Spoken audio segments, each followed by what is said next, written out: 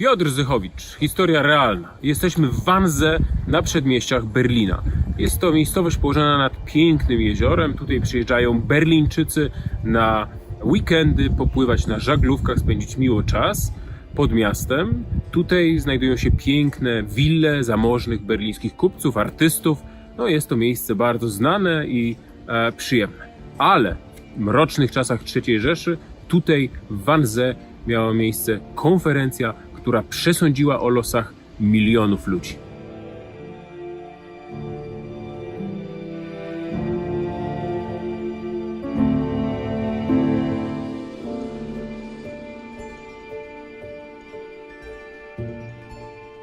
Jesteśmy w podberlińskim Wannsee, na ulicy Große Wannsee, budynek 56 na 58.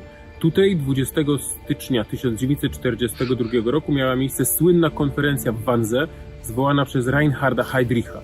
Tutaj rozmawiano o ostatecznym rozwiązaniu kwestii żydowskiej.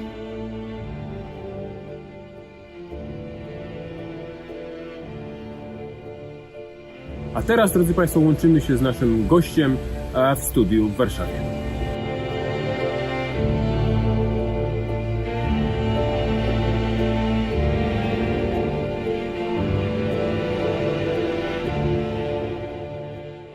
A teraz jesteśmy już w Warszawie i łączymy się z naszym dzisiejszym gościem zapowiedzianym, panem doktorem Jackiem Młynarczykiem. Dzień dobry.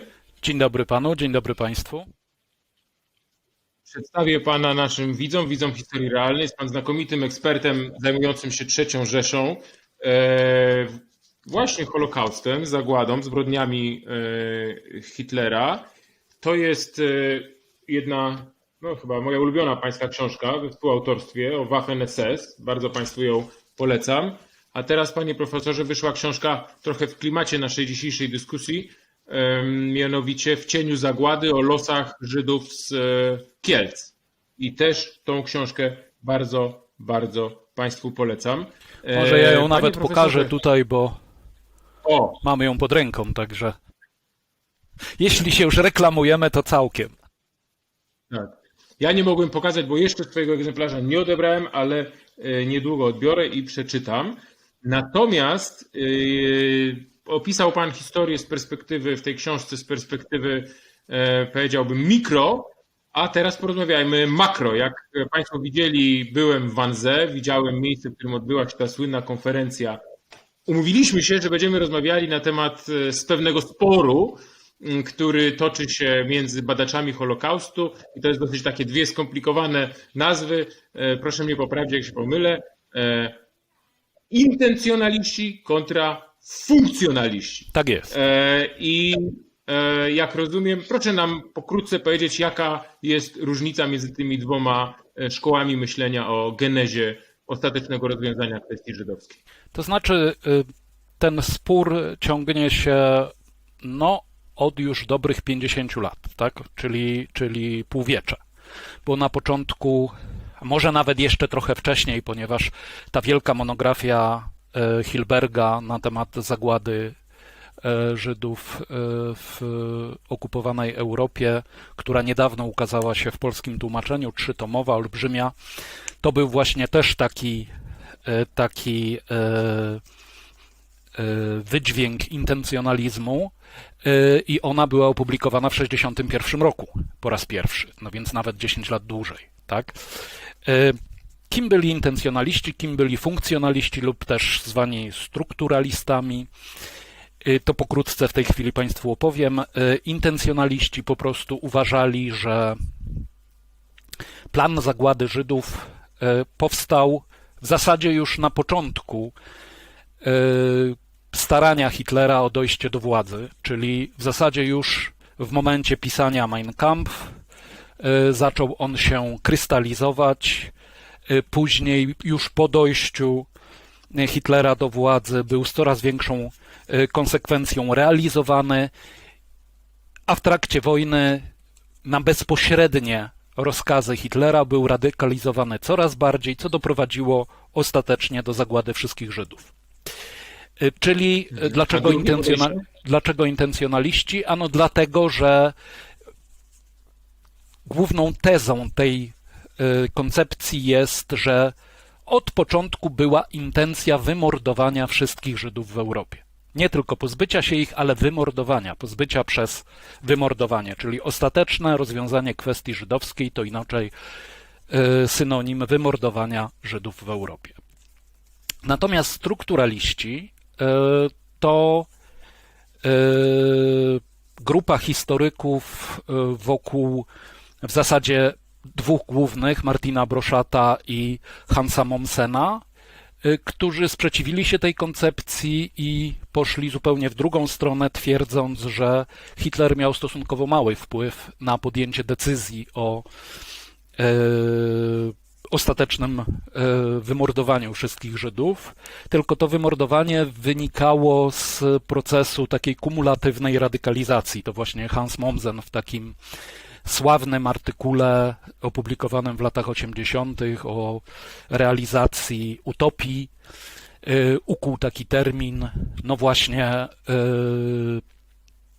kumulatywnej radykalizacji, która miała polegać na tym, że to małe inicjatywy poszczególnych urzędników na różnych terenach okupowanej Europy doprowadziły do coraz większej radykalizacji polityki antyżydowskiej. Tak? To znaczy poszczególne etapy wypierania Żydów z życia społecznego, gettoizowania ich, pozbawiania praw, pozbawiania ich wyżywienia i głodzenia, wyniszczania przez pracę, a w końcu systematycznego mordowania, były takim procesem stopniowej radykalizacji. Tak? Stopniowo, nie zamierzano od początku zabić wszystkich, tak, ale starano się ich pozbyć. Tak? To ja tylko wtrącę, jeżeli pan pozwoli, słowo. Ja nie ukrywam, że pod wielkim wpływem i moje poglądy w dużej mierze ukształtowała książka Christophera Browninga Geneza ostatecznego rozwiązania, której on odpowiada się za opcję numer 2 oczywiście. I on pokazuje, że to trochę tak szło od peryferii, czyli pewne inicjatywy oddolne pojawiały się na właśnie, czy to w generalnym gubernatorstwie, czy wcześniej w trakcie operacji Barbarossa na terenach wschodnich i to jakby szło od dołu, a nie od góry i na tym jakby Browning pokazuje, na czym polegała ta różnica w tych dwóch podejściach, ale oczywiście muszę pana zapytać, którą z szkół myślenia o genezie Holokaustu pan reprezentuje, panie doktorze? To znaczy ja bardziej przychylam się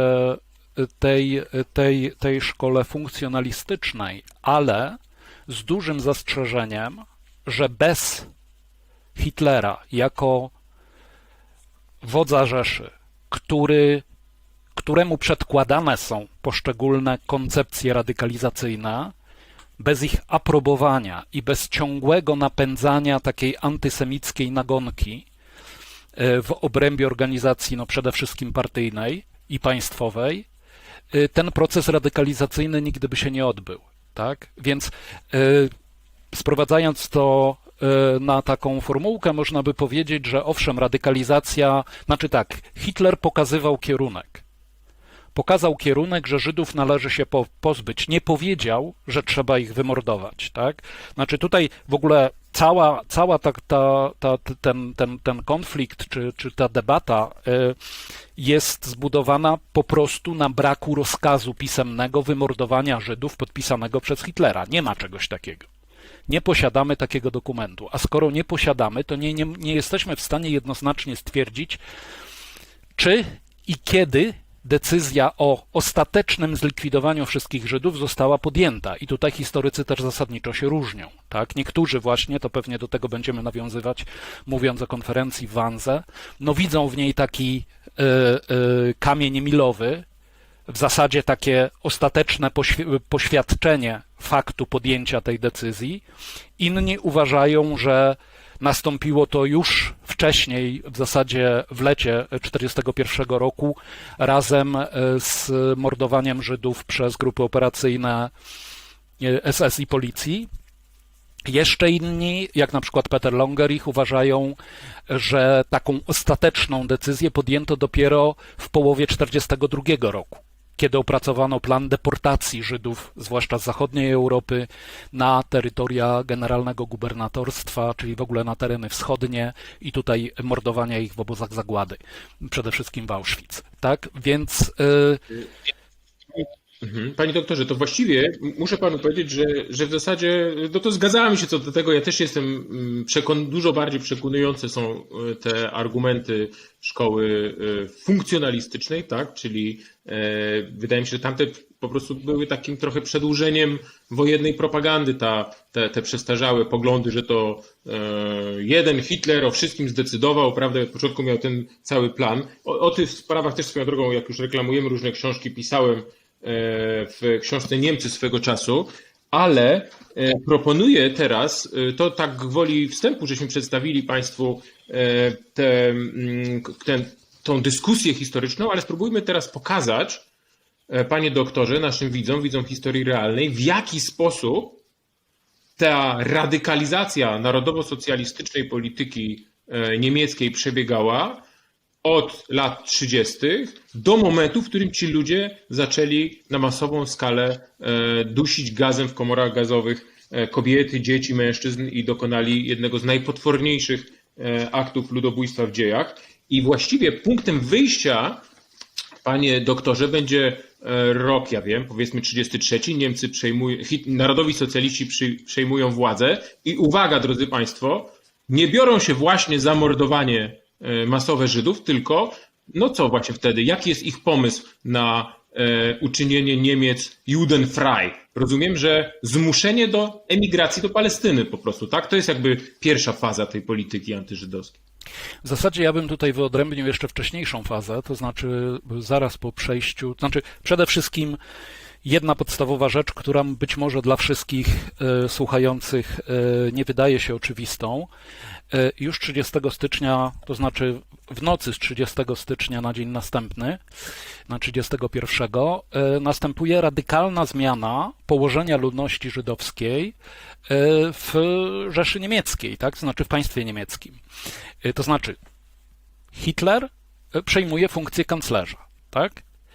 I ta radykalna zmiana polega na tym, że to, co do tej pory było jego prywatnymi poglądami lub poglądami partii, która za nim stała, czyli doktryna takiego bardzo żydożerczego antysemityzmu, z prywatnej staje się z dnia na dzień oficjalną doktryną państwową. Tak?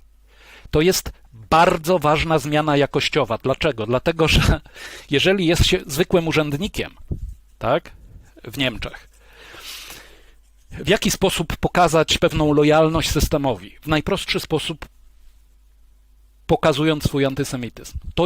To jest zmiana jakościowa, która następuje natychmiast. Przecież nie natychmiast wprowadzano jakiekolwiek ustawy. Następnie, stosunkowo szybko, bo od marca mamy tą całą kampanię bojkotu przedsiębiorstw żydowskich jako reakcję na bojkot przedsiębiorstw niemieckich, no głównie przez Amerykę, ale no, można powiedzieć ogólnie przez kraje anglosaskie.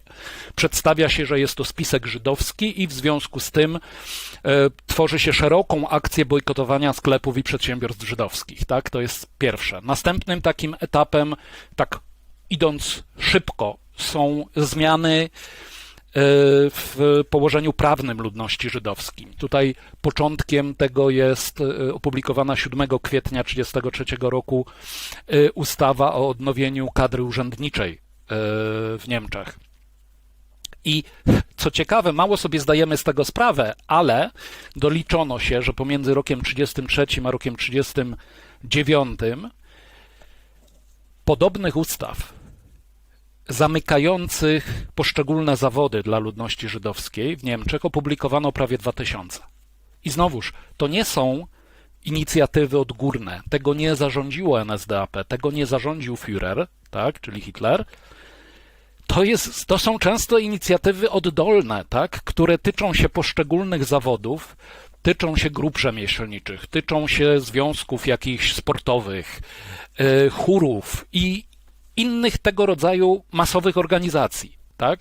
Więc to jest właśnie to, o czym mówiłem, ta zmiana jakościowa, jaka następuje w tym momencie, kiedy Hitler dochodzi do władzy. Antysemityzm jest nagle obowiązujący państwowo i chcąc pokazać lojalność, staje się antysemitą. Zarówno organizacje stają się antysemickie, jak i ludzie, tak? Którzy chcą to za... Tak, ale panie doktorze, tylko ja bym chciał się skupić, bo mamy całą historię do opowiedzenia, używając tego określenia przytoczonego tutaj Browninga Twisted Way to Auschwitz, czyli Tak. kręta droga do Auschwitz, jak to doszło, więc skupiłbym się jednak na tym, jeżeli mogę pana poprosić, panie doktorze, na tym planie, no bo rozumiem, po co to wszystko jest robione. Po to, żeby ci Żydzi mieli tak dopiekło im władzę i narodowi socjaliści, że po prostu zapakowali manatki i wyjechali czy do Stanów, czy do Palestyny, tak, czy do Ameryki Południowej. Jakby narodowi socjaliści chcą po prostu tych ludzi zmusić do emigracji, tak? I w tą stronę pracuje chociażby wówczas Eichmann.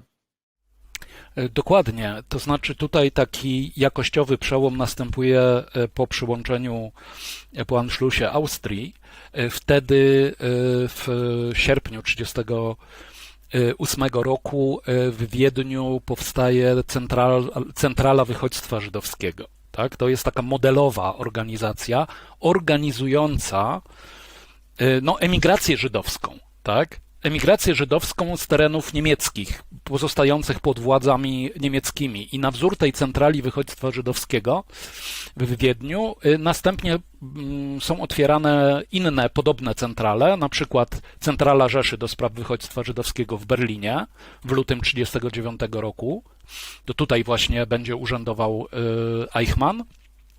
W lipcu otwarta jest podobna Centrala Wychodźstwa Żydowskiego w Pradze. Planowana jest również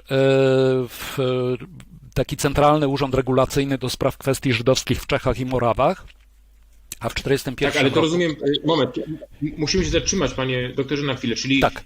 im dalej Trzecia Rzesza zdobywa kolejne terytoria, czyli Austria, bo jest Anschluss, potem Sudety, potem oczywiście protektorat Czech i Moraw, to wszędzie tam są jacyś Żydzi. W Wiedniu to jest 200 000, w Pradze, w Czechach to jest 85 000 i po prostu pomysł jest taki, żeby tych ludzi też zmusić do emigracji, tak jak wcześniej Żydów z Rzeszy Właściwej, tak, którzy wyjeżdżali właśnie do Palestyny w latach 30.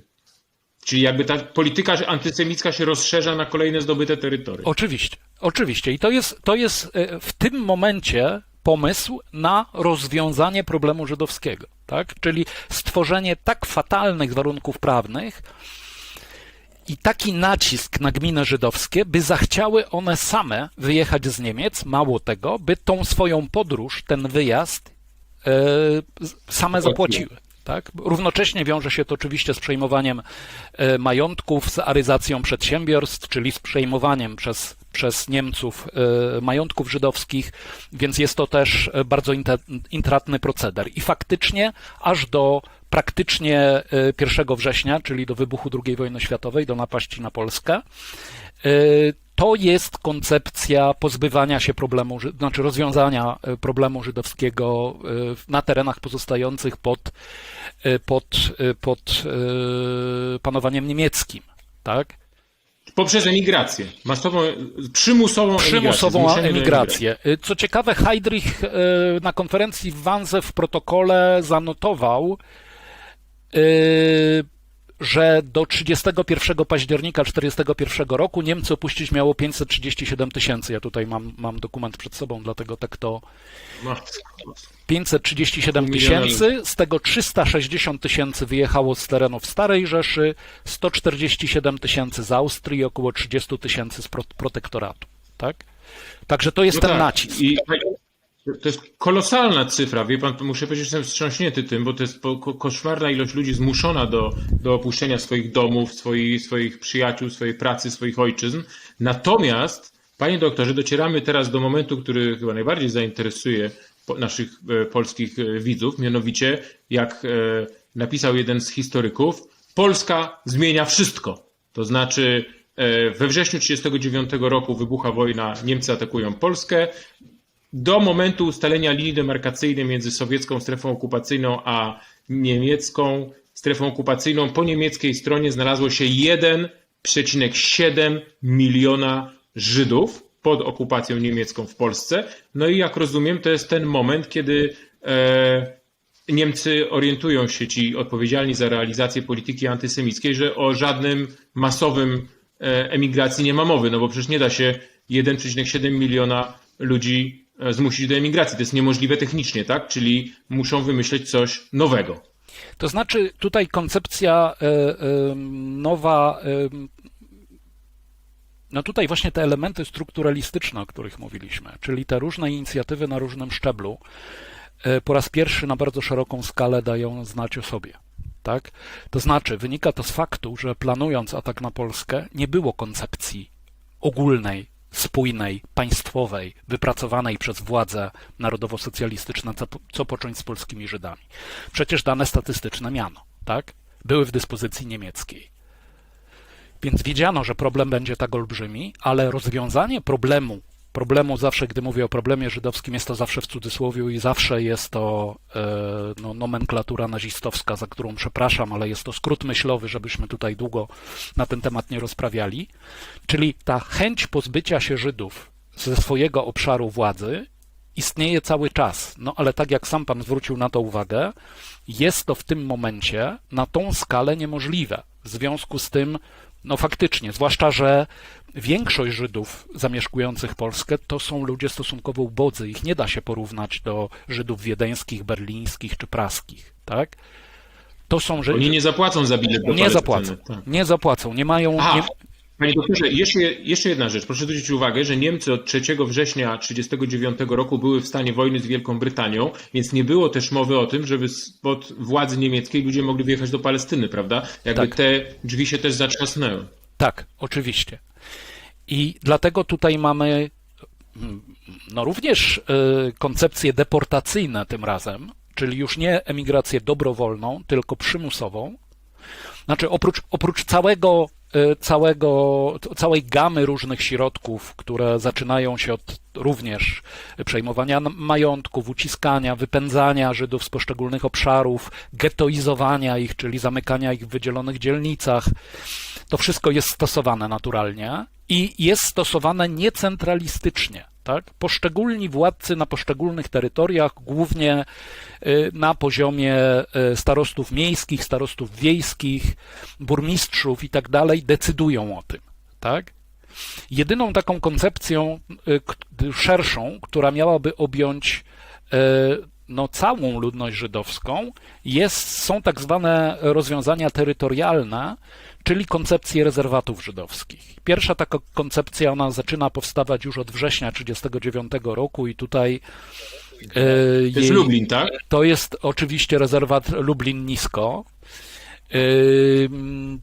Miano wydzielić po prostu, to wynika z koncepcji, jaką miano na generalne gubernatorstwo pod okupacją niemiecką. Na początku wojny generalne gubernatorstwo Hitler nazwał to bardzo pejoratywnie, miało stać się tak zwanym śmietniskiem narodów. To znaczy chciano na terytorium generalnego gubernatorstwa wyrzucać wszystkie jednostki niepożądane w Rzeszy.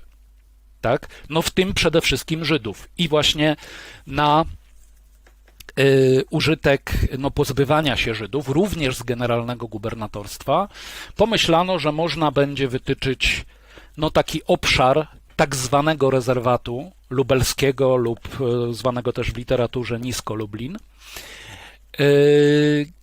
gdzie Żydzi zostaną po prostu osiedleni i będą sami sobie tam gospodarowali. Znaczy ten plan nie został na tyle opracowany, żeby były znane wszystkie szczegóły, ale myślę, że wegetowaliby tam na skraju nędzy, tak, przez wiele lat. Tak, ale panie doktorze, ale to w ogóle absurd, bo proszę zwrócić uwagę na skalę tego. Ja sprawdzałem przed naszą rozmową, że chyba, jeżeli się nie pomylę, to 27 000 kilometrów kwadratowych miał dystrykt lubelski generalnego gubernatorstwa i co? 2 miliony ludzi tam wtłoczyć, a co z Polakami, co z Ukraińcami, którzy też tam mieszkali? Przecież to jest w ogóle kompletnie utopijny pomysł. To by się skończyło jakimś gigantycznym dramatem humanitarnym. Nie 2 miliony, dużo więcej. Dużo więcej. No jeszcze plus ci Rzeszy, oczywiście. Więc tutaj zamierzano wtłaczać systematycznie wszystkich Żydów, którzy wpadaliby w ręce niemieckie. toku poszczególnych podbojów. Tak, to był absurd, to była kompletna utopia. Mało tego, tutaj świadczy o tym również, jak zabrano się do tego, ponieważ kilka deportacji w okolicach 10 000 ludzi zostało na te tereny deportowanych i proszę sobie wyobrazić, że nie przygotowano kompletnie żadnej infrastruktury. Nawet nie ogrodzono terenu, po prostu zawieziono ich tam transportami kolejowymi, między innymi z Wiednia, ale również z wielu gett z generalnego gubernatorstwa i wypuszczono ich po prostu na pole. Tam nie było studni, tam nie było baraków, tam nie było nic. I to już był październik, listopad, grudzień. Czyli ci ludzie wegetowali po prostu na wolnym polu. Tak? Część z nich później, ponieważ cała ta koncepcja została powstrzymana przez Himmlera pod koniec 1939 roku, on wydał stanowczy zakaz używania kolei do deportacji żydowskich właśnie na tereny Niska Lublina, na tereny tego rezerwatu, a to z racji tego, że sam jako świeżo upieczony komisarz Rzeszy do umacniania Niemczyzny rozpoczął wielki projekt ściągania na terytoria, no przede wszystkim terytoria polskie wcielone do Rzeszy Volksdeutschów na podstawie umowy bilateralnej ze Związkiem Sowieckim, właśnie z terenów między innymi sowieckich, i potrzebował transportów. I tutaj transporty Żydów idące w przeciwnym kierunku do Niska Lublina stawały temu na drodze. Panie doktorze, to teraz porozmawiajmy bo to się skończyło fiaskiem. Tak. Oczywiście i musiało się skończyć pomysł rezerwatu dla Żydów na wzór jakichś rezerwatów dla Cheyenne'ów, jak rozumiem, tak, w Ameryce Północnej. Jakiś absurd kompletny. Ale jeżeli Państwo myślicie, którzy dzisiaj oglądacie, że to był już szczyt kompletnego, przepraszam za kolokwializm, odpału kierownictwa narodowo-socjalistycznego odpowiedzialnego za kwestię żydowską, to się Państwo mylicie, bo kolejny pomysł był już kompletnym szczytem wariactwa. Mam na myśli pomysł Madagaskar, projekt Madagaskar, przygotowany właśnie przez tych, w cudzysłowie, geniuszy. No, panie profesorze, to ręce opadają. Oni mieli pomysł, żeby w takim razie, skoro nie udało się w Lublinie, to co, zapakujemy kilka milionów ludzi na statki i wsadzimy ich na Madagaskar, a dodajmy, że ta możliwość otworzyła się rzekomo po tym, kiedy Francja padła, tak? To znaczy Madagaskar był francuską kolonią, no i proszę, to wyślemy Żydów na Madagaskar, ale no tak, bądźmy poważni, panie doktorze, to jest w ogóle niemożliwe, prawda? Technicznie i organizacyjnie. To znaczy, no, to są pomysły urzędnicze, tak? Franz Rademacher był pomysłodawcą tego projektu, to był sekretarz stanu w Auswärtige Amt, czyli w Ministerstwie Spraw Zagranicznych Rzeszy, który tam w tym ministerstwie był specjalistą od kwestii żydowskich i on wpadł na ten genialny pomysł, żeby zapakować wszystkich Żydów, w tym również francuskich, i wysłać ich, no właśnie, na terytorium Madagaskaru. Tak jak pan mówi, to było w euforii pokonania Francji. Spodziewano się, że będzie można również wykorzystać po części flotę, tą niezbombardowaną część floty francuskiej do tego również i przede wszystkim no, całą flotę handlową niemiecką.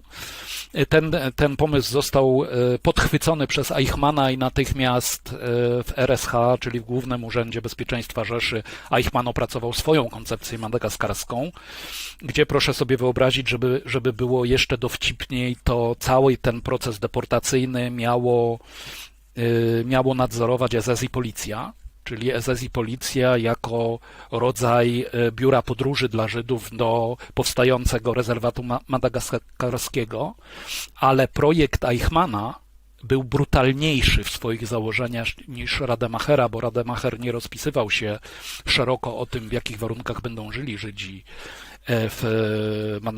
na Madagaskarze, natomiast Eichmann mówił o tym, że trzeba tam w zasadzie utworzyć jeden wielki obóz koncentracyjny, w którym Żydzi będą nadzorowani przez aparat SS i policji, czyli tutaj już widać, jaki los by ich czekał, tak?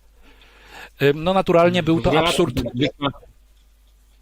Przede wszystkim ze względu na to, że cały czas niepokonane było Imperium Brytyjskie, które panowało na morzach. Oczywiście. Tak, więc tutaj... Tak, i to było niewykonalne. bo wiadomo, że to było nie do zrobienia, ale Madagaskar ma co prawda 600 000 kilometrów kwadratowych, więc wyspa jest spora, natomiast jest pełny dżungli, jakichś tam sawan niedostępnych, jakichś absolutnie to jest w ogóle kompletne szaleństwo. I jeszcze jest taka ciekawa sprawa, że tam przecież mieszkali ludzie, prawda? I Niemcy stwierdzili, że projektodawcy tego projektu Madagaskar, że Francuzom, którzy tam mieszkają, da się jakieś odszkodowanie i się ich stamtąd deportuje, żeby zrobili miejsce dla Żydów, a jeżeli chodzi o Murzynów, to się w ogóle czarnoskórą ludnością nie przejmujemy, niech oni tam sobie zostaną. No przecież to jest jakieś w ogóle szaleństwo, ale panie doktorze, proponuję iść dalej, czyli te poszukiwania geograficznego rozwiązania kwestii żydowskiej skończyły się fiaskiem, ale pojawił się nowy pomysł, mianowicie, i tutaj docieramy do roku 1941, który chyba będzie dla naszych rozważań i naszej dyskusji dzisiejszej kluczowy. No, jak wiadomo, rozpoczęła się operacja Barbarossa 22 czerwca 1941 roku. Niemcy zaatakowały Związek Sowiecki. No i rzeczywiście otworzyła się możliwość geograficznego rozwiązania kwestii żydowskiej poprzez deportację na wschód. I teraz mam do pana, panie doktorze, pytanie, czy jak to sobie wyobrażano, jak rozumiem, po szybkim podboju, po szybkim blitzkriegu, bo tak sobie wymyślił Hitler, że tam kapitulują do 15 października Sowieci, transporty z Żydami pójdą na wschód i co? Za Uralem się planowali Niemcy ich deportować, nie wiem, wykorzystać łagrową infrastrukturę, bo takie pomysły też podobno się pojawiały, jakiś rezerwat stworzyć za Uralem, czy po prostu ich wysadzić gdzieś na wschodzie z pociągów i radźcie sobie.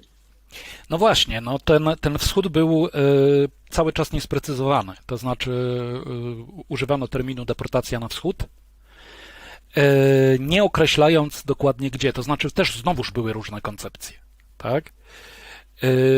Jedną z koncepcji było osuszanie bagien nadprypeckich, tak? To była taka koncepcja, która się pojawiła w roku 1942. No i tutaj pewnie myślano o tym, żeby robić to na zasadzie obozów pracy, tak? To, co pan mówi o Uralu czy za Ural, to było takie bliżej nieokreślone, tak? Był obszar Morza Białego, tundry w okolicach Morza Białego, gdzie no pewnie tak jak w Nisku Żydzi byliby po prostu wysadzani z pociągów i marli bez zimna, tak? Czyli tutaj w tej deportacji na wschód, mimo że to jest projekt o tyle poważny, że na tym etapie myśli się o deportacji. Nie, to nie jest przykrywka. To hasło deportacja na wschód przykrywką staje się dopiero gdzieś po konferencji w Wannsee, tak? To wtedy zaczyna się mówić deportacja na wschód, skrót myślowy, aha, zabijemy ich. Tak, zabijemy ich. Tak. Ale do 1942 roku myśli się o tym faktycznie, że tych Żydów niepotrzebnych, a schwytanych będzie się wsadzało do transportów kolejowych i tak jak pan zasygnalizował, często wykorzystując na przykład infrastrukturę gułagu sowieckiego, będzie się ich deportowało na tereny, na które Niemcy już nie aspirują, czyli poza Uralem, tak, na danym etapie. No, tutaj planów nie było. To były tylko koncepcje, znamy to z szczątkowych wypowiedzi, z 2 artykułów, które ukazały się bodajże w czasopiśmie Das Reich. Jeden w 1941, drugi w 1942 roku. Z wypowiedzi paru funkcjonariuszy niemieckich wysokiego szczebla, samego Hitlera.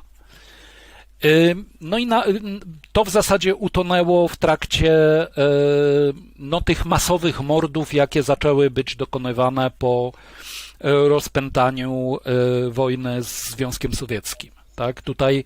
Teraz właśnie chciałbym, panie doktorze, poprosić bo powiedzieliśmy o koncepcji, która była bardzo szara, rozmyta i niejasna, ale porozmawiamy o faktach. Ja kiedyś muszę panu zdradzić, może nas ogląda zresztą teraz doktor Libionka, kiedyś rozmawiałem z Dariuszem Libionką na ten temat i padły takie z naszej strony sformułowania. Ja powiedziałem, że Holokaust był skutkiem niemieckich porażek wojennych, a doktor Libionka mówi, jak to? Chyba sukcesu. I najciekawsze jest to, że obaj mieliśmy rację i proszę mnie teraz poprawić, ja powiem w 2 słowach, jak to wyglądało. To znaczy Hitler na początku jest wstrzemięźliwy, Natomiast po zdobyciu Kijowa, tych potwornych sukcesach, kolosalnych pierwszych tygodni operacji Barbarossa, czyli rzeczywiście sukcesów, dochodzi do wniosku, że 15 października Związek Sowiecki kapituluje i wydaje rozkaz, no to transporty Żydów idą na wschód już teraz, niech tam sobie poczekają chwilę w generalnym gubernatorstwie w gettach, a po kapitulacji, jak on to powiedział, do końca roku trzeba się ich pozbyć. Ale teraz, w związku z tym rzeczywiście rozkaz wychodzi wskutek sukcesów. Ale, uwaga, w listopadzie niemiecka ofensywa pod Moskwą zostaje zatrzymana. Niemcy przegrywają bitwę o Moskwę. Z Blitzkriegu nici, o żadnym Uralu nie ma mowy. No i jak rozumiem, pojawia się problem taki, że ci ludzie już transporty idą na wschód, zgromadzeni są w gettach na terenie generalnego gubernatorstwa i ci lokalni dowódcy niemieccy stoją przed bardzo poważnym problemem logistycznym, jakkolwiek strasznie by to nie zabrzmiało, co zrobić z tymi ludźmi, tak? I tutaj naradza się pomysł eksterminacyjny w tym momencie, tak? Może nie tak jednoznacznie. Tutaj mamy właśnie wiele tych momentów strukturalistycznych. To znaczy, przede wszystkim mamy, to wszystko, co pan powiedział, to prawda. Tak? To znaczy, tu jeszcze trzeba wspomnieć o tym, że po przegranej bitwie pod Moskwą, czy o Moskwę, no przychodzi rosyjska zima. Tak? Przychodzi rosyjska zima, która no, bije Niemców dużo bardziej niż Sowieci w tym momencie. Tak? I no, to już w ogóle pokazuje, że no, wojna nie zakończy się w 1941 czy najpóźniej w 1942 roku, tylko będzie trwała dłużej. Faktycznie rozpoczęto pierwsze deportacje Żydów, no, głównie niemieckich, czyli i z Teresina, i z Berlina, i z innych terenów na terytoria wschodnie, ale jeszcze niekoniecznie z zamiarem mordowania ich. Natomiast takim absolutnie czynnikiem radykalizującym jest działalność tych tak zwanych grup operacyjnych SS i policji. Tak? Einsatzgruppen, w sumie to one się nazywały Grupy Operacyjne Policji Bezpieczeństwa i SD, tak? Czyli Służby Bezpieczeństwa. Ale to jest znowuż skrót myślowy. To chcę też tutaj uzmysłowić, że to wcale nie tylko grupy operacyjne, one były najmniejszymi jednostkami zajmującymi się mordowaniem Żydów na terytoriach zdobywanych przez Wehrmacht. Tam oprócz 4 grup operacyjnych, to grupy operacyjne to 3000 ludzi, natomiast tam było 23 bataliony policji porządkowej, czyli prawie 12 000 ludzi i były 3 brygady Waffen-SS, razem w okolicach 19 000 ludzi. Czyli mordowaniem Żydów od sierpnia wzwyż na wielką skalę, bo dlaczego od sierpnia? Od sierpnia dlatego, że od sierpnia rozpoczęto eksperymenty nad zabijaniem również kobiet i dzieci, bo do tej pory mordowano wyłącznie żydowskich mężczyzn, jako potencjalnych no, partyzantów czy ludzi sprzeciwiających się, a od sierpnia zaczęto eksperymentować, czy no właśnie funkcjonariusze z tych batalionów, z tych grup operacyjnych i z Waffen-SS są w stanie zabijać również kobiety i dzieci. Okazuje się, że tak i zaczyna się mordowanie na wielką skalę. I to jest maksymalny i chyba najważniejszy czynnik radykalizujący oprócz innych, prawda? Ponieważ cała II wojna światowa od 1 września to jest wojna również z ludnością cywilną. Tak? Mordowanie już we wrześniu ludności polskiej inteligencji i tak dalej. Akcja AB później w roku 40. Czy choćby też od 1941 roku od Barbarossy masowe zagładzanie na śmierć jeńców sowieckich w generalnym gubernatorstwie. W generalnym gubernatorstwie do końca 1941 roku zagłodzono prawie 600 000 ludzi. Właśnie jeńców to wszyscy widzieli, oni byli rozmieszczeni w poszczególnych miastach, w poszczególnych dystryktach i umierali na oczach wszystkich. Tak? Druga co do wielkości po Żydach grupa liczebna ofiar niemieckiego terroru, prawda? Dokładnie. Niemieckich zbrodni. Dokładnie. I to jest zmiana jakościowa. Tak? Ponieważ Czyli panie doktorze, proszę, przepraszam, że ja panu co jakiś czas wchodzę w słowo, ale chcę, żeby ja i widzowie dobrze zrozumieli ten proces, który jest dosyć skomplikowany. Czyli dowódcy Einsatzgruppen, wypuszczeni tam z dosyć też mglistymi, jak to w III Rzeszy, rozkazami, żeby zabijać Żydów tam współpracujących z reżimem sowieckim, pokazują tym facetom, którzy siedzą w generalnym gubernatorstwie, że jest wyjście z tego dylematu brutalnego, strasznego, co zrobić z tymi Żydami, których mamy zgromadzonych w gettach. Po prostu, słuchajcie, jest taka możliwość, że możecie ich zabić, możemy ich zamordować po prostu, czyli to, co kiedyś w jednym z dokumentów jeden z tych ludzi powiedział, że to się wydaje niemożliwe. Himmler nawet jeszcze chyba w 1940 roku mówił, że to jest my nie bolszewicka jesteśmy bolszewikami, metoda. my tego nie zrobimy. Tak, że to jest nie do pomyślenia dla narodu niemieckiego. Patrzcie, panowie, mówią ci dowódcy działający w polu tych organizacji. Proszę bardzo, zabicie 10, 20, 30 tysięcy ludzi, tak jak w Babim Jarze, nie stanowi problemu. I tutaj Browning napisał, z tego co pamiętam, te kluczowe zdanie.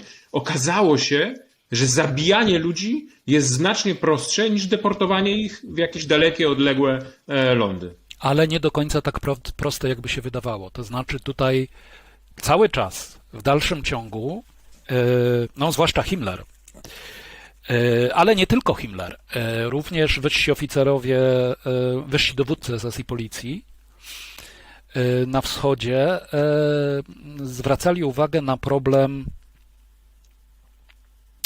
problem brutalizacji funkcjonariuszy niemieckich biorących w tym udział. To znaczy uważali, że to tak ciężko odbije się na ich psychice, że stanie się groźna dla społeczeństwa niemieckiego. No ponieważ jeżeli ludzie... Żeby chować po prostu psychopatów. Tak, to jest hodowanie psychopatów, dokładnie. Tak?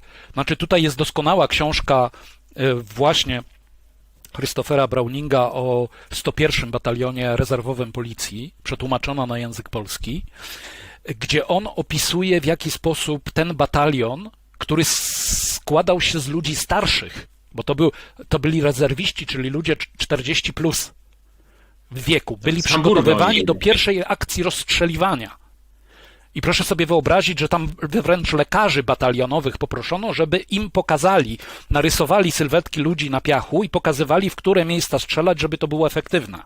To między innymi właśnie to strzelanie w potylicę i tak dalej. I Browning opisuje na podstawie zeznań członków tego batalionu, jak wyglądało takie rozstrzeliwanie. Oni strzelali z odległości nieraz 1,5 metra, w związku z czym jeśli strzelali w głowę, no to proszę sobie wyobrazić, jakie były skutki. Oni byli cali zbryzgani krwią, no i w ogóle nie będę tego rozwijał, potrafią sobie Państwo to wyobrazić, a działo się to przez wiele godzin dziennie, dzień po dniu. Tak? W związku z tym faktycznie z tego wychodzili psychopaci i dlatego zaczęto szukać innej metody rozwiązania. Więc tak, grupy operacyjne i te jednostki mobilne, mordując Żydów łącznie z kobietami i dziećmi, to jest ten bardzo ważny przeskok, że można zabijać również niewinnych zupełnie, już nie dających się uzasadnić w żaden sposób cywili, tych zupełnie bezbronnych, starcy, kobiety, dzieci. Mordujemy wszystkich, tak? To jest ten przeskok. Zaczęto szukać humanitarnych metod zabijania, ale teraz proszę zwrócić uwagę na perfidię użycia słowa humanitarnych dla sprawców. Dla sprawców, oczywiście, nie tak obciążających. Tak? Panie doktorze, ale przecież oni już mieli to wypracowane, bo w trakcie operacji T4, operacji eutanazji wobec życia niegodnego życia, czyli osób niepełnosprawnych z rozmaitymi ciężkimi schorzeniami, oni już gazowali ludzi, więc rozumiem, że pomysł leżał na stole, tak? Wystarczyło przywołać tych facetów z operacji T4 i proszę bardzo, mamy metodę. No to jest właśnie bardzo ciekawe, ponieważ mieli ten pomysł, mało tego, mieli opracowane komory gazowe, tak? Z wykorzystaniem tlenku węgla z butli. Bardzo efektywne, tak? Stosowane właśnie w operacji T4, w której zabito prawie 72 000 tak zwanych ludzi niegodnych życia, tak? Życia niegodnego życia, tak? Taki był termin narodowo-socjalistyczny na to. Ale tutaj rozpoczęto w Mińsku i w Mochylewie eksperymenty nad tym, jak na dużą skalę zabijać Żydów, jednocześnie tak jakby tego nie było.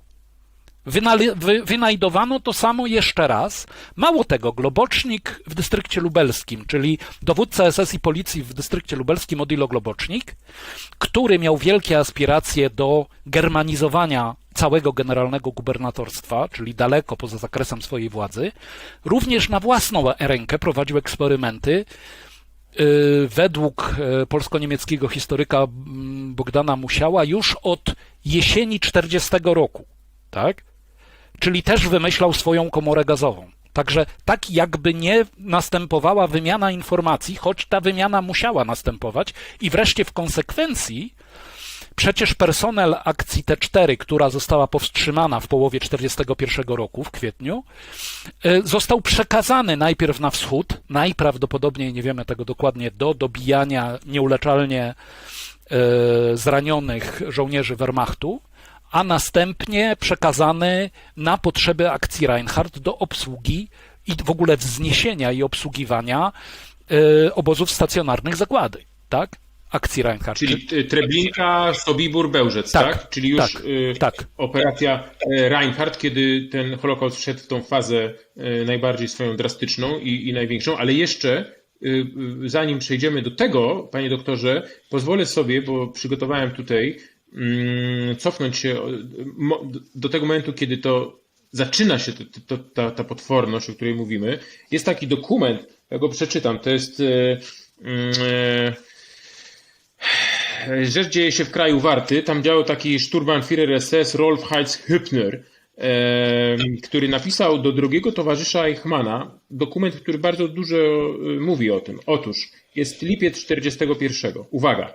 Istnieje niebezpieczeństwo, że tej zimy nie uda się nam wyżywić wszystkich Żydów, tych zgromadzonych w gettach, którzy mieli jechać dalej.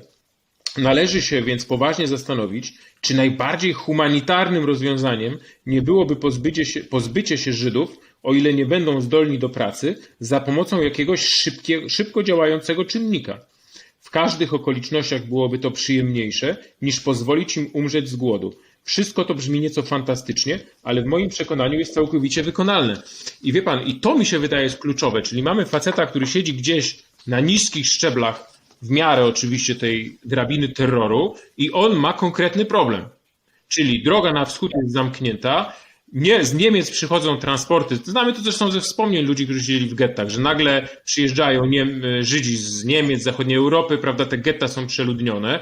Jest, o czym pan mówił, kryzys aprowizacyjny zimy 41-42, czyli po prostu jest, krótko mówiąc, ograniczona ilość jedzenia, koców, lekarstw i wszystkiego, a Niemcy mają zgromadzone w tych gettach kilka milionów ludzi, którzy zaczynają po prostu chorować, umierać. Wiemy wszystko, co się działo w gettach, prawda? W związku z tym tacy faceci jak ten gość, którego teraz przeczytałem, oni mówią, no dobra, słuchajcie, to musimy sobie z tym jakoś poradzić, z problemem, który nam wygenerowała centrala z Berlina. I rozpoczyna się, jak rozumiem, zaraz po tym telegramie, to właśnie tam gdzieś w okolicach Poznania, tak Chełmno, tak dobrze pamiętam? Kulmhof, oni zaczynają Chełmno nad Nerem.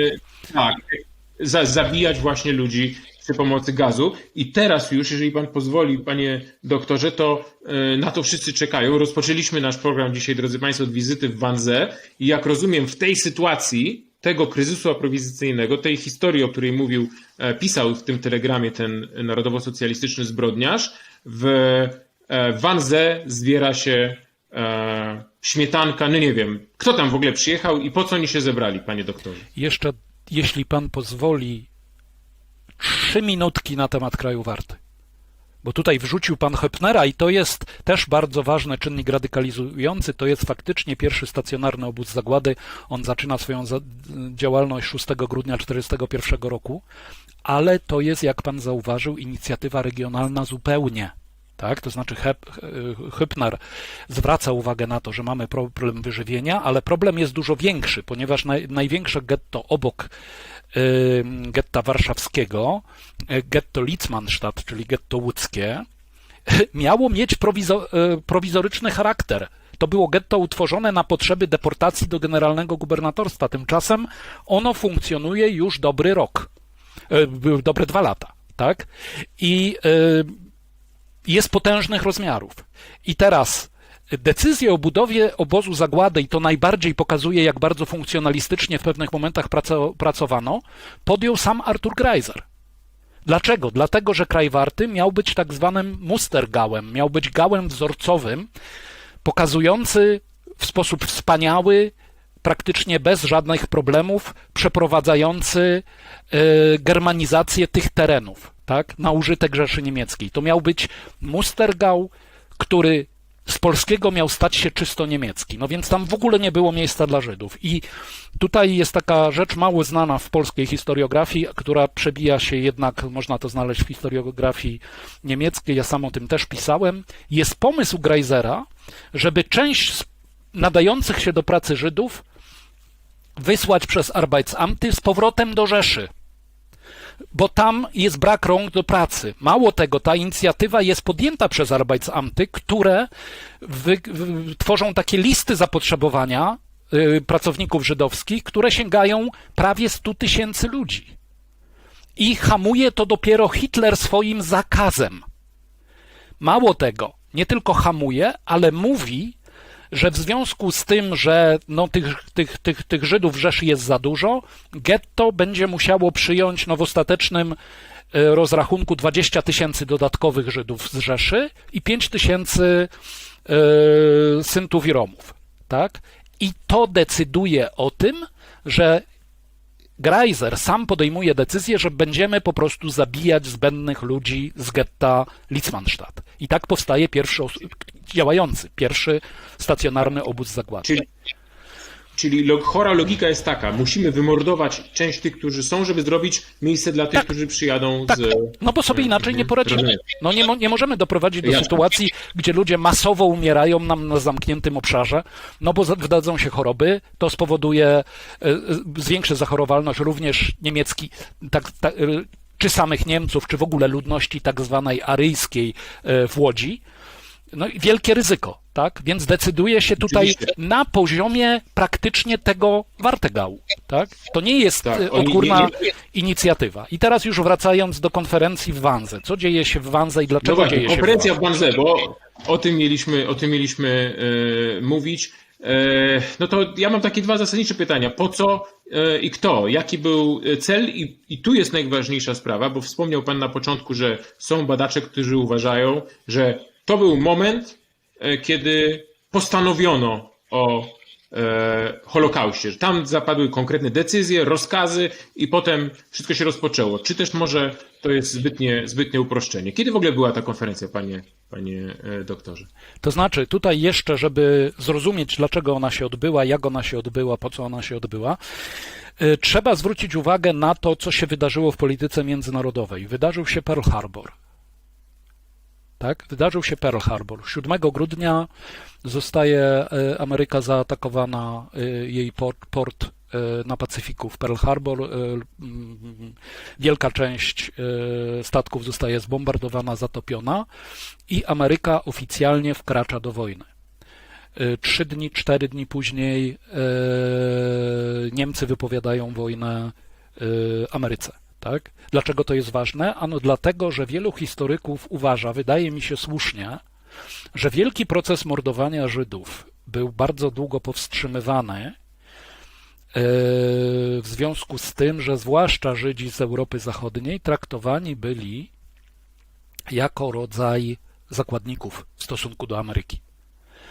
Po prostu w języku polityki wyglądało to w ten sposób, że szachowano Amerykę ich ewentualną zagładą, gdyby dołączyła się do wojny. Tutaj ta bariera psychologiczna zostaje złamana i to właśnie taki niemiecki historyk Christian Gerlach napisał taki bardzo ważny artykuł na ten temat, gdzie sugeruje, że bezpośrednio po tym ataku i po dołączeniu Niemiec wypowiedzeniu przez Niemcy wojny, Hitler podejmuje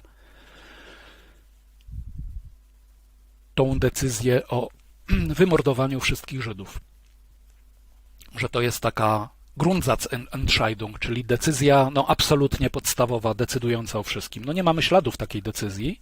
Nie zmienia to jednak faktu, że następuje dalsza radykalizacja. Gdy mówi Pan, panie doktorze, o tym czynniku amerykańskim, też warto pamiętać, że Hitler ze swoimi obsesjami utożsamiał Amerykę z żydowskimi spiskami, że to Żydzi rzekomo mieli pchnąć Stany Zjednoczone do wojny, używając swoich wpływów i tak dalej, więc oczywiście to się zazębiało. Natomiast przejdźmy już do konferencji w Wannse, która też była przesuwana, z tego co pamiętam, na styczeń właśnie z powodu ataku, czy też wybuchu wojny japońsko-amerykańskiej.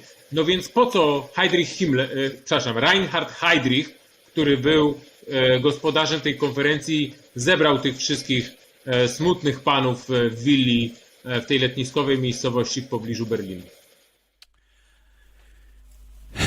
To znaczy, konferencja w Wannsee była Heydrichowi potrzebna no, co najmniej z dwóch powodów.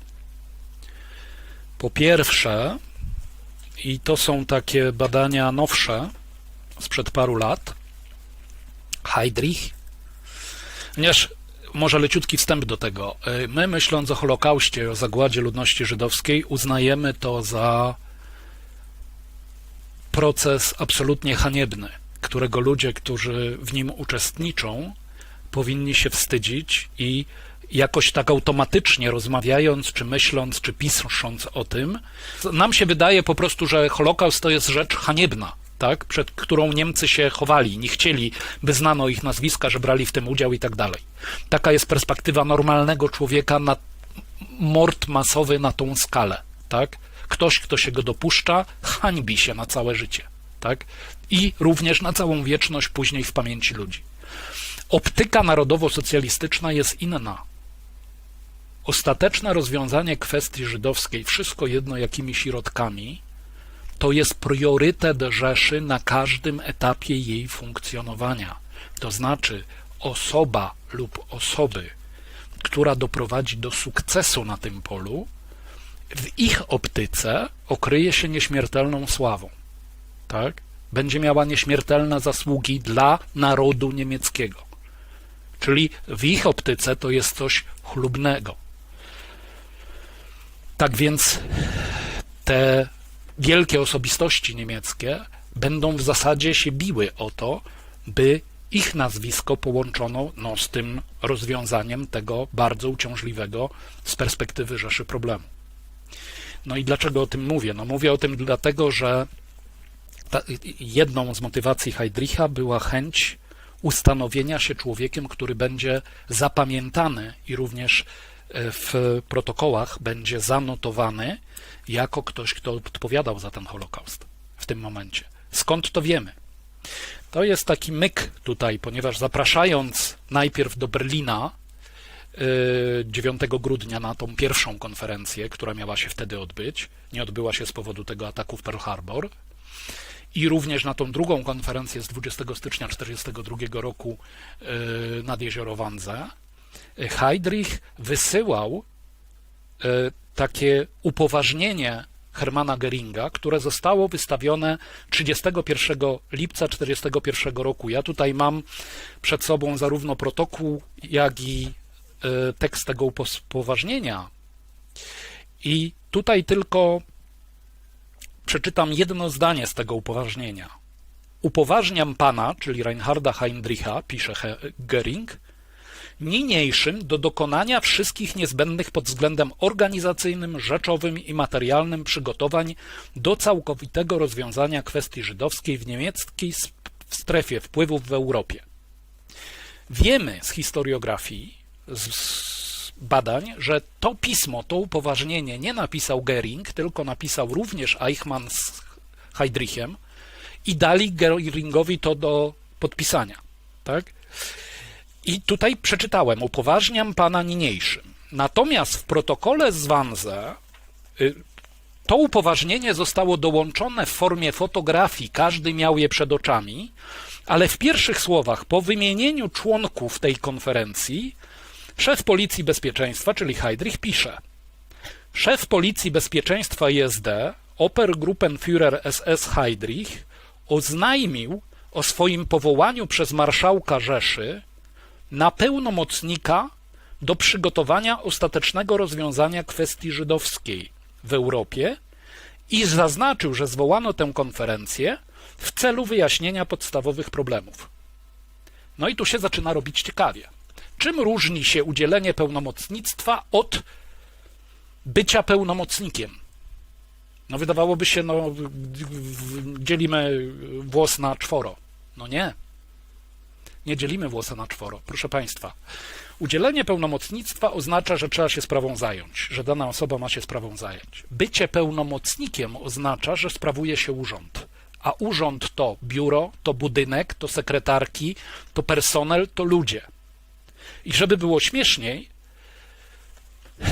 w zasadzie z tego pisma, z protokołu Wannsee wynika, że Heydrich chciał wymanewrować zasługi o Holokaust Himmlera, swojego szefa, mimo że się na niego powołuje. Teraz jak do tego dochodzimy? Dochodzimy do tego w ten sposób, że ten protokół konferencji w Wannsee był również napisany przez Eichmanna, ale 3-krotnie czy 4-krotnie wędrował pomiędzy biurem Eichmanna a biurem Heydricha i było sprawdzane każde słowo, każdy przecinek, więc tu nie ma mowy o pomyłce. To jest intencjonalne. I teraz, co tu się odbywa? To się odbywa na wzór tego, co Himmler zrobił w 1939 roku, gdy został pełnomocnikiem do spraw umacniania Niemczyzny w całej okupowanej Europie. Tak? Również Hitler Himmlerowi wystawił pełnomocnictwo, ale nie nazwał go pełnomocnikiem. A już dzień później Himmler sam nazwał się pełnomocnikiem i powstał urząd pełnomocnika do spraw umacniania Niemczyzny, który miał swoje oddziały na wszystkich ziemiach okupowanych. Mało tego, nie tylko miał oddziały, ale działał zupełnie niezależnie od władz cywilnych, policyjnych i innych, no policyjne to był Himmler, z władz cywilnych sprawujących władzę na tych terenach. Między innymi stąd w generalnym gubernatorstwie powstały wielkie tarcia pomiędzy Himmlerem jako pełnomocnikiem Hitlera do spraw umacniania Niemczyzny, a Hansem Frankiem jako generalnym gubernatorem. Bo Himmler mówił sobie, że jest tym pełnomocnikiem, sprawuje tutaj swoją władzę i nie musi się liczyć z polityką Hansa Franka. Dokładnie ten sam manewr chciał przeprowadzić Heydrich, zwołując konferencję w Wannsee. To jest pierwsza sprawa. Druga sprawa jest tutaj napisana w drugiej części tego zdania i zaznaczył, że zwołano tą konferencję w celu wyjaśnienia podstawowych problemów. Otóż w Wannsee konferencja odbywa się w zasadzie w jednym celu, znaczy tutaj na tym polu. Chodzi o to, ponieważ proces deportowania Żydów na wschód i doprowadzania w jakiś sposób do rozwiązania żydowskiego problemu jest procesem bardzo złożonym logistycznie i bardzo wiele różnych urzędów będzie partycypowało w tym procesie. I tutaj na tej konferencji formułuje się, w jaki sposób dane urzędy będą ze sobą współpracowały. Przede wszystkim chce się uzyskać akceptację przedstawicieli tych urzędów dla... Ale jakich urzędów konkretnie, panie doktorze? Koleje, policja, generalne gubernatorstwo? No właśnie, przejdźmy sobie, ja nie będę, być może, bo nie ma to chyba sensu, żebym wyliczał wszystkich uczestników, natomiast pokażę państwu, jakie organizacje były reprezentowane, tak? To znaczy, króciutko, Gauleiter dr Alfred Mayer z Ministerstwa Rzeszy do spraw okupowanych terytoriów wschodnich. Zaraz wyjaśnię, dlaczego był potrzebny. Dr Georg Liebbrand, Ministerstwo Rzeszy do spraw okupowanych ziem wschodnich. Znowuż, tak? Martin Luther, Ministerstwo Spraw Zagranicznych Rzeszy. Tak? Zresztą z Lutherem to jest bardzo ciekawa rzecz, ponieważ to właśnie Lutherowi zawdzięczamy, że protokół przetrwał. Ponieważ Luther odważył się spiskować przeciwko swojemu szefowi Ribbentropowi i został zatrzymany i wsadzony na czas procesu, jaki mu wytoczono, do obozu koncentracyjnego w Sachsenhausen i po prostu w aktach jego sprawy zachowano protokół z konferencji w Wannsee, który dostał do zaakceptowania i o nim zapomniano. I dlatego wszystkie inne wersje zniszczono, natomiast ta się uratowała. Tak? Dalej mamy doktora Wilhelma Stuckarta z Ministerstwa Spraw Wewnętrznych Rzeszy, Ericha Neumana z urzędnika pełnomocnika do spraw planu 4-letniego, czyli w ogóle chodzi tutaj przede wszystkim o gospodarkę, pracę, finanse i tak dalej, te wszystkie ministerstwa. Doktora Rolanda Freislera z Ministerstwa Sprawiedliwości Rzeszy, No i teraz mamy również doktora Józefa Bühlera, zastępcę Hansa Franka, tak, w generalnym gubernatorstwie. Dalej mamy doktora Gerharda Klopfera z kancelarii partyjnej NSDAP, Friedricha Wilhelma Kritzingera, podsekretarza stanu w kancelarii Rzeszy, tak, też zajmującego się kwestiami żydowskimi tamże. Wreszcie Gruppenführera Otto Hoffmana z RSHA, przepraszam, z Głównego Urzędu Spraw Rasowych i Osiedleńczych, to jest co innego, to nie jest RSHA. Samego Eichmana, który w zasadzie spisuje protokół, tak, ale jest w RSH specjalistą od kwestii żydowskiej, jest szefem referatu 4B4, czyli sprawy żydowskie, organizuje ten referat, praktycznie na każdym etapie zagłady odgrywa główne funkcje logistyczne. Mamy jego przełożonego, tego tak zwanego Gestapo Müllera, czyli Gruppenführera Heinricha Müllera, który jest szefem właśnie Gestapo w RSH, w Głównym Urzędzie Bezpieczeństwa Rzeszy. I mamy dowódcę Policji Bezpieczeństwa ISD w Generalnym Gubernatorstwie Oberführera Eberharda Schöngarta i osobę, która tu w zasadzie nie pasuje, bo tylko komendanta Policji Bezpieczeństwa z Rygi, SS-Sturmbannführera doktora Rudolfa Lange. I tutaj trochę zdradza nam jego obecność, o co też chodziło w konferencji w Wannsee. Czyli wymieniłem Państwu instytucje, widzą Państwo, o co chodzi. Tak? To znaczy chodzi oczywiście tutaj to jest jasne, chodzi o logistyczne zaplanowanie masowego mordu, tak? Czy zorganizowanie może? Może jeszcze nie do końca masowego mordu, to znaczy tutaj, jak się wczytać, mało badaczy zwraca uwagę na to, że protokół świadczy przede wszystkim o podziale ludności całej żydowskiej na dwie podstawowe grupy. Pierwsza grupa, o której tu nie ma ani słowa, to jest grupa niezdolnych do pracy. O tym się nie pisze. Tu się pisze o Żydach, którzy są zdolni do pracy. Co z nimi zrobić? Tak? Ludzie niezdolni do pracy, możemy sobie wyobrazić, są skazani na śmierć. No i teraz tu jest kwestia metod, dlatego jest potrzebny właśnie ten SS-Sturmbannführer Rudolf Lange. Dlaczego? Dlatego, że to jest praktyk. Jest taki film rekonstruujący, fabularny, rekonstruujący, angielski bodajże, rekonstruujący całą konferencję w Wannsee, gdzie się pokazuje, jak on jest przywożony z Rygi, właśnie pod Berlin samolotem i ląduje tam na jeziorze Wannsee i tak dalej, wchodzi i tam wita się z wszystkimi. Co on robił w tej Rydze? On dowodził dzień wcześniej rozstrzeliwaniami Żydów przewiezionych z Berlina.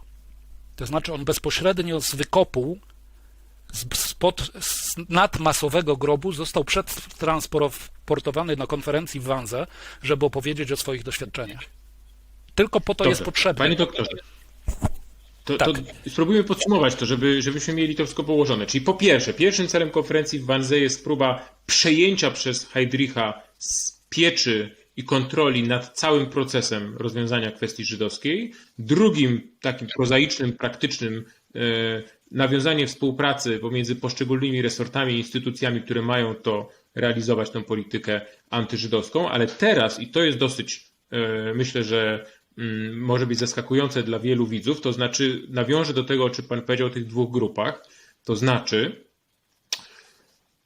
Żydzi nie nadający się do pracy, tak, czyli w wyniku tych strasznych prześladowań, gettoizacji i tak dalej, działań III Rzeszy, bardzo duża część jest przeznaczona do zagłady, to się tam określa jakimś tam specjalne traktowanie i takimi innymi eufemizmami, ale jest ta duża grupa Żydów zdolnych do pracy, którzy mają zostać wykorzystani w różnorodnych tam publicznych robotach, w obozach koncentracyjnych i tak dalej, to jest jasne, ale i tutaj mam do Pana pytanie, bo formalnie rzecz biorąc, jeżeli się mówi o Holokauście, to uznaje się, taka jest kanoniczna wersja, że była to eksterminacja całego narodu, każdego człowieka, który był Żydem.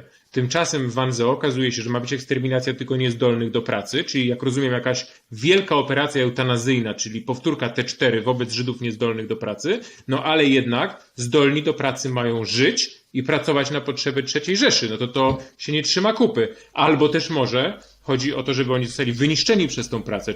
Czy może pan to wyjaśnić widzom, bo to jest jakaś niejasność, która się tu pojawia. To nie jest niejasność. To znaczy i jedni i drudzy są skazani na śmierć w wyniku tego przystąpienia Ameryki do wojny. Ale różnica jest w tempie tej śmierci. I tutaj przeczytam fragment protokołu, taki decydujący, i sobie go przeanalizujemy i wtedy będziemy mieli odpowiedź na to pytanie. Cytuję. W przebiegu realizacji ostatecznego rozwiązania kwestii żydowskiej należy użyć Żydów do pracy na wschodzie pod odpowiednim kierownictwem i w odpowiedni sposób. Ujęci w duże kolumny robocze z uwzględnieniem separacji obu płci, to jest bardzo ważne. Ujęci w duże kolumny robocze z uwzględnieniem separacji obu płci zostaną zdolni do pracy Żydzi skierowani na te terytoria, czyli wschód, w celu budowy dróg. Przez naturalną eliminację odpadnie przy tym oczywiście duża ich część. Pozostałych należy poddać odpowiedniemu traktowaniu, gdyż będzie to bezsprzecznie najbardziej odporna część, wyselekcjonowana na naturalnej drodze. W razie uwolnienia należałoby ją uważać za zalążek nowej żydowskiej odbudowy, czego uczy nas historia. Rozumiem. I to jest jasne, tak? Czyli jedni zamordowani, po prostu zamordowani, a drudzy zamordowani poprzez wycieńczającą niewolniczą pracę. Nie tylko, bo nie wszystkich praca zabije. I tu mamy proces naturalnej selekcji, najsilniejsi przeżyją. I tu jest jasno powiedziane. Trzeba zamordować. Trzeba ich poddać odpowiedniemu traktowaniu. No to jest eufemizm oznaczający mord i tutaj wskazuje na to zastrzeżenie. W razie uwolnienia należałoby tą grupę uważać za zalążek nowej żydowskiej odbudowy. Czyli za najgorszych w sensie najbardziej zaciekłych przeciwników, jakich można sobie wyobrazić, bo najsilniejszych, naturalnie wyselekcjonowanych. Tak? Czyli mamy jedną grupę, którą zabijamy od razu, stopniowo, ale od razu, w obozach zagłady, w gettach i tak dalej. I drugą grupę, i to jest na poważnie. Dlaczego mówię, że na poważnie? Bo niektórzy uważają z badaczy, że to jest też taki język, który w zasadzie ma ukryć ludobójstwo, tak, już zaplanowane. To ta praca na wschodzie, pod odpowiednim kierownictwem w kolumnach roboczych. Ale tu mamy to dziwne zdanie o separacji obu płci. Przypominam, Eichmann powiedział, że każde zdanie protokołu było cyzelowane wielokrotnie. Tu nie ma złego sformułowania, tu każde słowo jest zbadane. Więc czemu separujemy płeć? Płcie, no dlatego, żeby się nie rozmnażali. Tak? A skoro się mogliby rozmnażać, to oznacza, że to nie jest kamuflaż językowy oznaczający natychmiastowe ich zabicie w obozach zagłady, czyli deportacja na wschód w cudzysłowie, czyli zamordowanie, tylko że oni poważnie mieliby wykonywać roboty. Nie, tylko proszę zwrócić uwagę, że taka była też praktyka, prawda?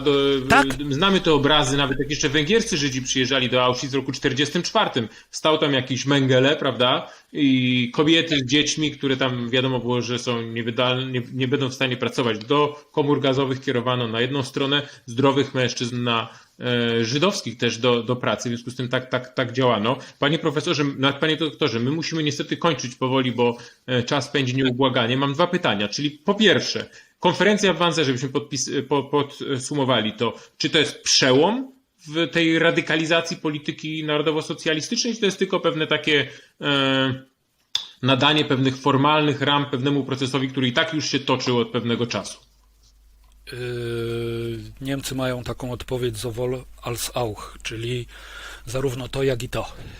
Przełom to jest dla ludzi, którzy tam przyjechali z różnych ministerstw i nie wszyscy są zaznajomieni z procedurą mordowania, jaka odbywa się już na wschodzie. Tak?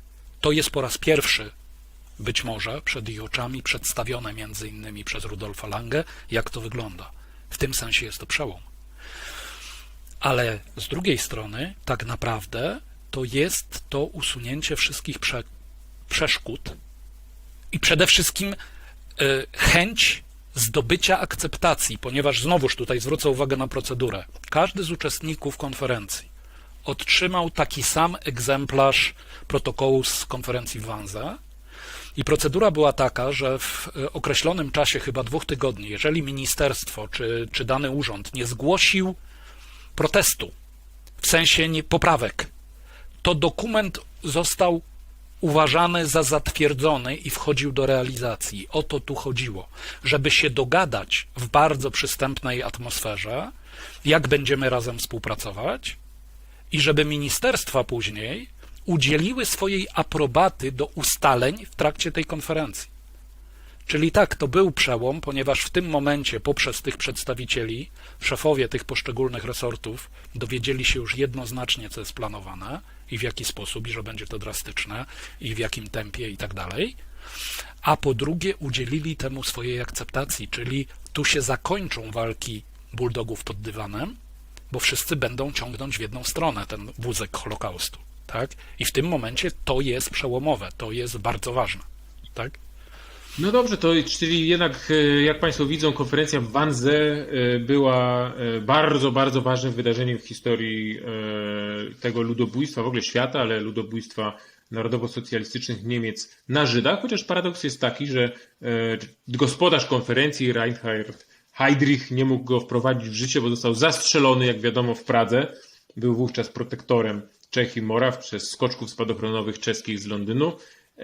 Ale Otto Globocnik, o którym wspominał pan doktor, popularny Globus, jak mówili na niego przyjaciele, jeden z największych, najbardziej zwyrodniałych narodowo-socjalistycznych zbrodniarzy, rozpoczął operację Reinhardt właśnie na cześć Heydricha i to już co? Bełżec, Sobibór, Treblinka i masowa zagłada Żydów w generalnym gubernatorstwie. Miliony ludzi zginęły w komorach gazowych.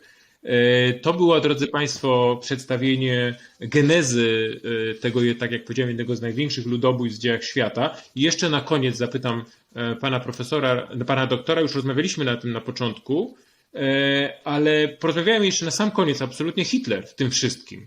No bo to jest oczywiście coś, co wzbudza olbrzymie emocje. Mówił pan na początku, że rozkazu takiego przynajmniej na piśmie Hitler nie wydał, że on podżegał do tego mordu, że on aprobował to bez wątpienia, ale to było w dużej mierze inicjatywą ludzi niższego i średniego szczebla.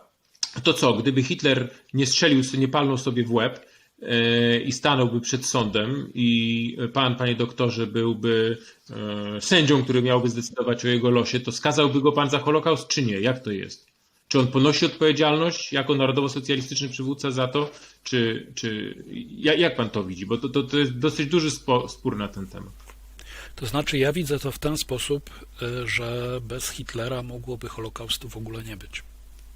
To znaczy, Hitler jest tym obsesjonatem, który wtłacza w ogóle w ideologię NSDAP morderczy antysemityzm. I to wtłacza już na etapie, pierwsze zarodki są widoczne w Mein Kampf.